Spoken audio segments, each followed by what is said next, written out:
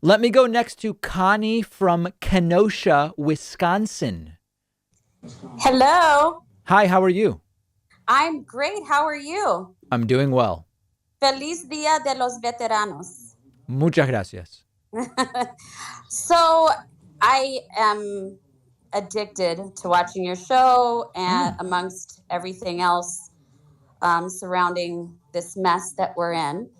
Um, but I have to wonder, as Yes. far as the transition that has pretty much happened with every other president elect in the past. Mm-hmm. Um, why is there no path around um, certain blocks that they're encountering as far as the head of GSA, making certain information available to Joe Biden? I'm really having a hard time understanding why it's just why this is being allowed. So all of these things are different. So the important thing is to separate out a lot of these different things. So Trump hasn't conceded. That's a formality. It doesn't relate to anything else. It doesn't change that he won't be president anymore on January 20th at noon. Then you've got the GSA question.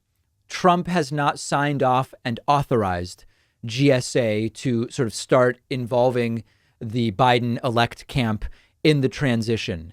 And that is an inconvenience. But as Joe Biden said earlier this week, it doesn't materially change anything. Now, Joe Biden is not currently the president, so he really can't do anything about that.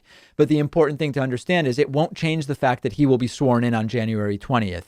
So it's important to sort of divide these things up into which ones are just sore loser-ish and which ones really have an impact. The one that for me is the most concerning is Joe Biden should be receiving the presidential daily briefing already. And he's not as of right now. Well, Trump doesn't even read it. Well, sure. You're right. So so to your point, we have a situation right now where Trump is miserable and hiding out at the White House and ignoring the PDB. Biden's not getting it. If I were a terrorist enclave in some other country, I would be aware that the U.S. is very vulnerable right now because they've got no one reading the PDB, and you're going to get a president coming in on January 20th who will not have been receiving it unless something changes. So I think it actually puts national security at risk. Well, and I think that it points out and brings to light that Donald Trump truly, really does not have the country's best interests at heart. Never did, and he absolutely does not. You're completely correct about that. Right. Well, Kenosha's doing fine. Everything's okay here. Things are Good. still boarded up, but Yeah. I'm glad to hear that, Connie. Thank you for calling in today. Thank you very much. Love your show. Thank you. There's Connie from Kenosha. What a phone call. I would even say maybe perfect phone call. I don't know.